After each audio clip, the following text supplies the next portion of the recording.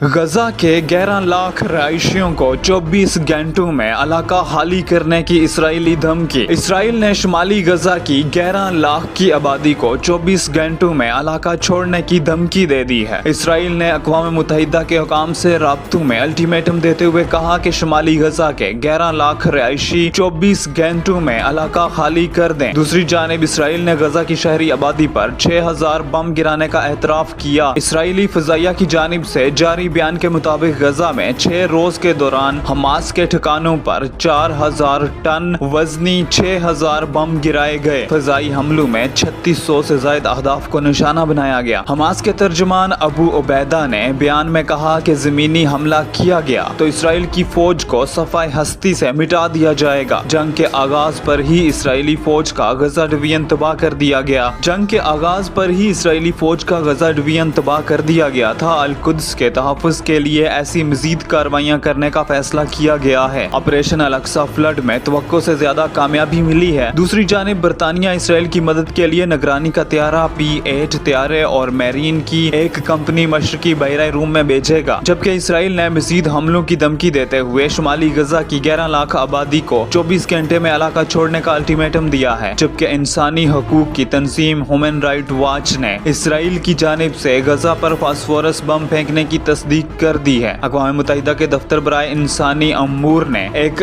ہنگامی اپیل جاری کی ہے جس میں فلسطینیوں کی انتہائی ضروریات کو پورا کرنے کے لیے 29 کروڑ 40 لاکھ ڈالر کی ہنگامی فنڈنگ فراہم کرنے کی درخواست بھی کی گئی ہے۔